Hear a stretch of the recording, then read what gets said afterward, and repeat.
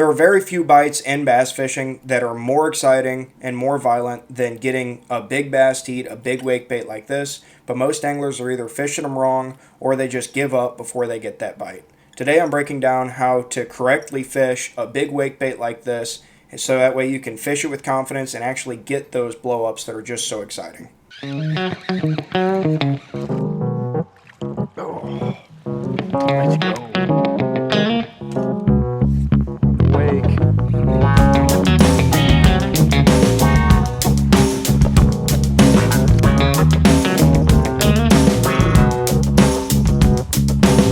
Fishing these big wake baits, it's one of the most fun ways to catch big fish, but they're definitely misunderstood by a lot of people. Today we're going to cover when to throw them, where to throw them, and the retrieves that actually get those bites because it may not be as simple as it seems. So a wake bait is basically a topwater swim bait that runs just underneath the surface or even breaks the surface. Generally, whenever you cast them, they're going to sit right like this in the water, and then as they move, they'll push water either just barely over the top or, break the surface and sit there actually as a topwater. Whenever you're retrieving one of these, you should either be breaking the surface and then it's going to look like the topwater swimming, or it's going to create like a V-shaped wake if you have it just subsurface. Some of these that I've got here on the wall, they'll actually dive a little bit and you can fish them like a square bill. This one works really well that way. But generally speaking, you're going to have it right there underneath the surface, either breaking the surface or right there underneath to where you're still making some surface commotion with it. Something like this imitates like an injured or a cruising bait fish. This one more bait fish than this. It looks injured. That's why they're eating it. I don't think most of the time bass are hunting down healthy, full-size crappie like this. But whenever you toss this guy out there and work it the right way, they just can't pass it up. Obviously, given the size, they're extremely visible for any kind of bass that's either feeding or they're looking for a reaction strike. Or, they're not looking for it, but you can provide it for them and cause them to eat. It's a great way to target those feeding fish and fish that are, just curious because of the noise and commotion that it makes. You can convince them to eat with something like this. Unlike like a buzzbait or a plopper, something like this is going to be a lot slower. It's a little bit more subtle on the retrieve. It's less commotion the whole time, but obviously it's pretty large. Most of them that I've got here are pretty large, and they make a lot of noise whenever they do land in the water. So you get their attention, and then the subtlety of it is what causes them to eat. And obviously, the size of them, you're generally going to be targeting a little bit bigger class of fish than you do with a buzzbait or a plopper. Not that you won't catch big fish on a buzzbait or a plopper, because I caught most of my bigger fish in 2025 on a buzzbait. But whenever you just are searching for that one bite, this is something like this is the way to go. So why a big wake bait is ideal for targeting those bigger class of fish. It's not as simple as like, oh, it's big, so the little fish aren't going to eat it. They still are. But the reason why it's so good for targeting those big fish is because it's an efficient meal. They don't have to eat a bunch of little bitty bait fish. They can come and eat this thing. Has the same caloric intake of, say, 100 little bitty baby shad. So they can take something like this down, get a lot of calories, spend some time digesting. They don't have to spend as much energy going after a bunch of tiny baits. They can just eat something like this and be good. Another great reason for it is it's something that they can track from a long distance because it is loud whenever it hits the water. It is easy to see because of, like, it's highly visible because it's a surface silhouette. You're looking up into the sun or the moonlight or whatever, and it's highly visible that way. You fish it pretty slow. It's an easy target.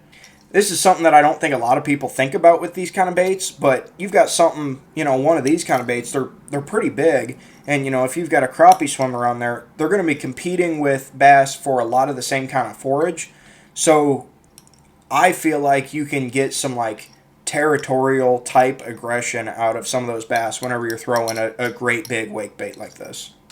These kind of wake baits, they're not usually a numbers bait. Like, you're not going to catch a whole bunch of fish on them, but it can absolutely produce a lot of quality fish. That being said, I've had plenty of days where I catch, I don't know, a dozen fish on a wake bait in one evening or one morning, whatever. But for the most part, these are what I'm throwing whenever I'm looking to target that little bit better class of fish. The conditions for throwing a wake bait matter a whole lot.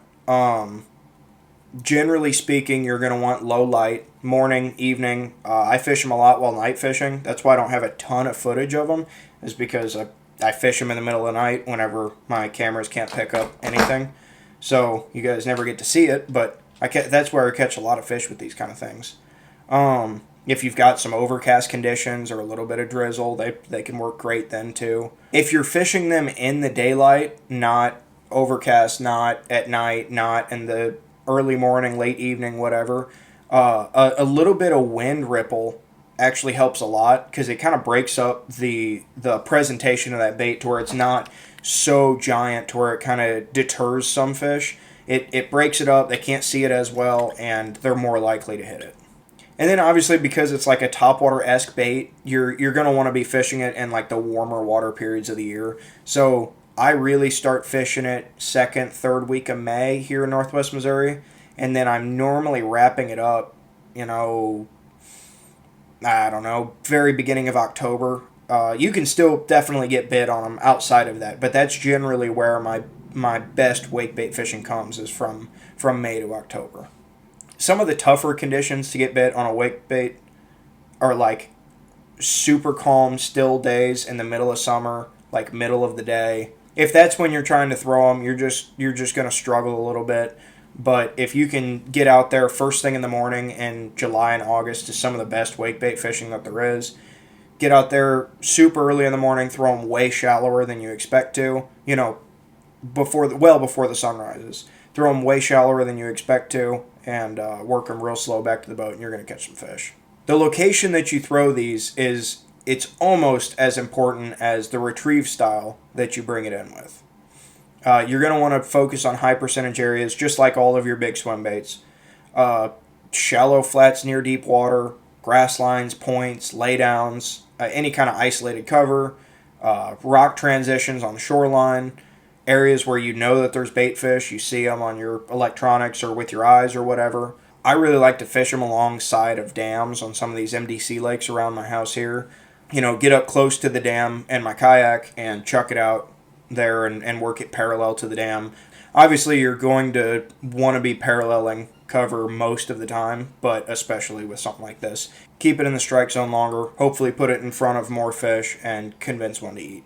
Generally speaking, I'm looking for places where bass are naturally cruising and where they hunt upwards. That's why the low light works so well. On to the most important part of this bait is the retrieve style. Most people overwork wake baits. Throwing something this big, these kind of wake baits, they're kind of designed to do the work for you. You don't need to get super tricky with them. There's some cadences that do work better than others, but generally speaking, less is more with these kind of baits. My go-to retrieve 90% of the time is to chuck it out there, let it land, let it sit until all the ripples have gone away. If it's not super windy, you'll be able to know.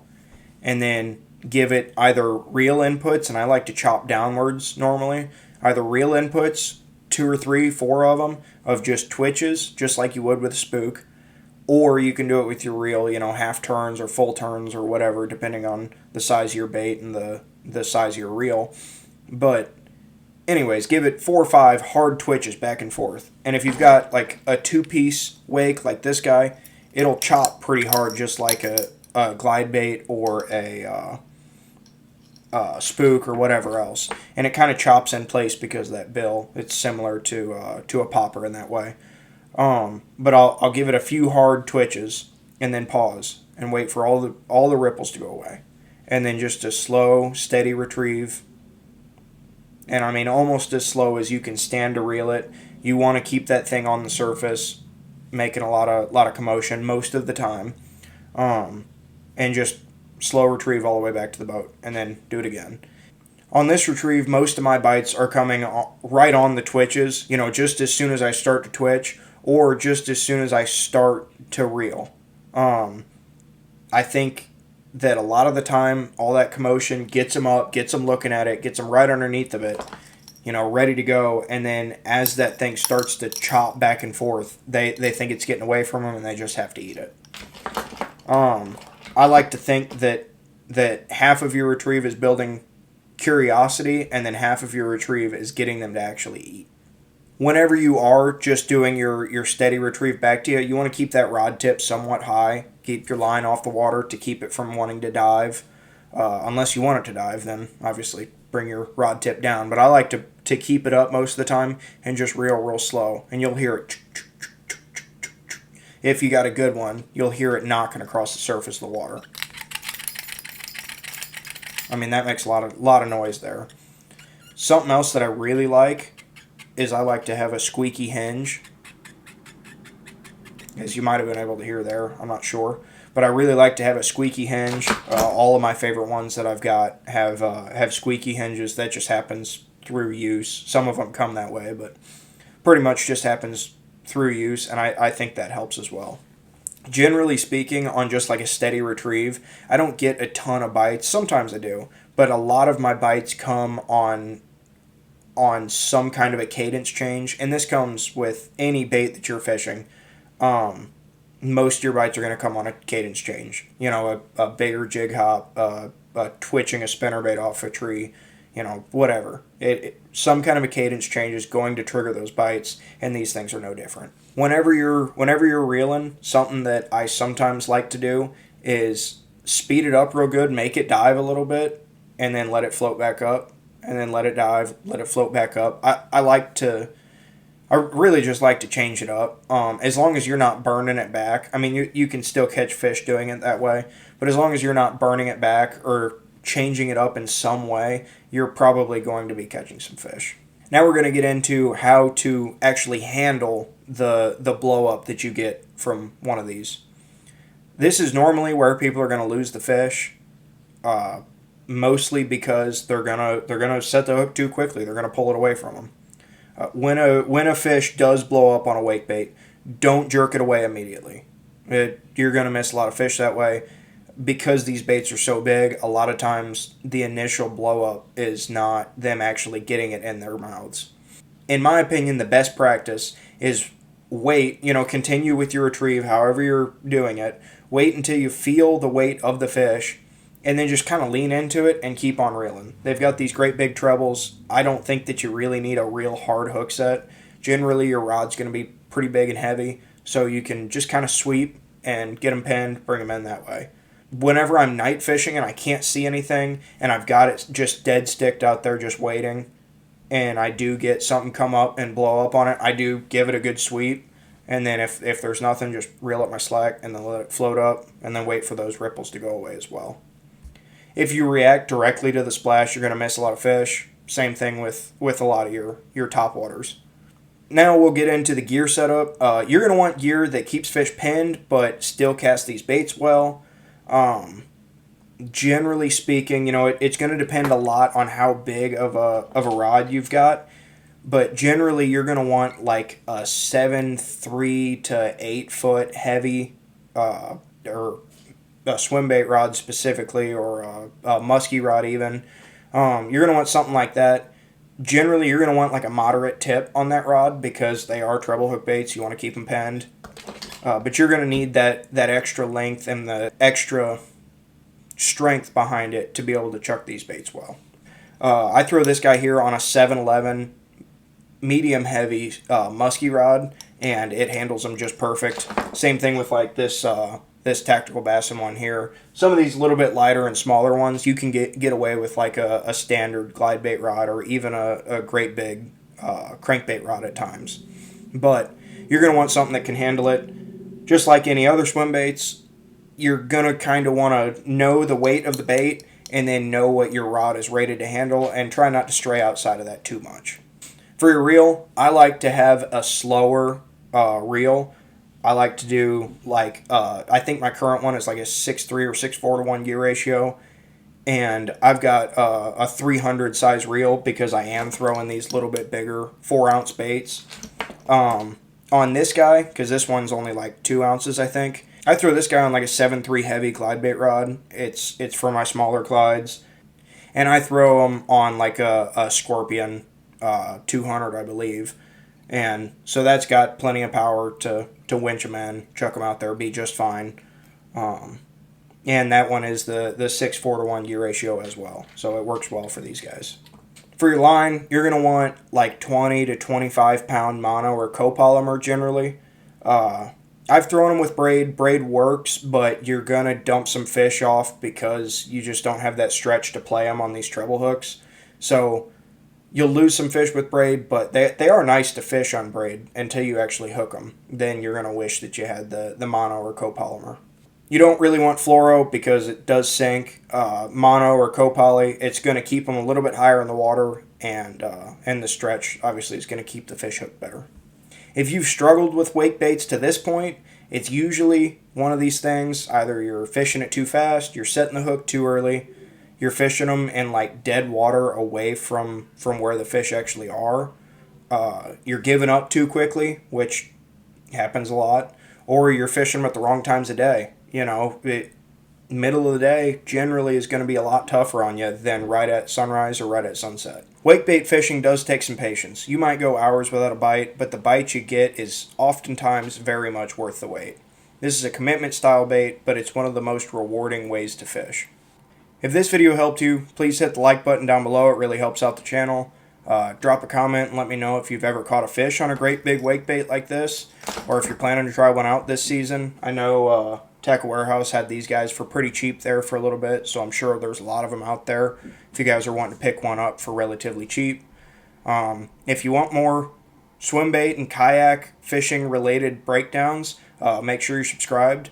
We're going to keep doing these tip videos until we make it through the winter, and then try to get out and do some fishing as soon as possible. Thank you so much for watching. I'll see y'all next time.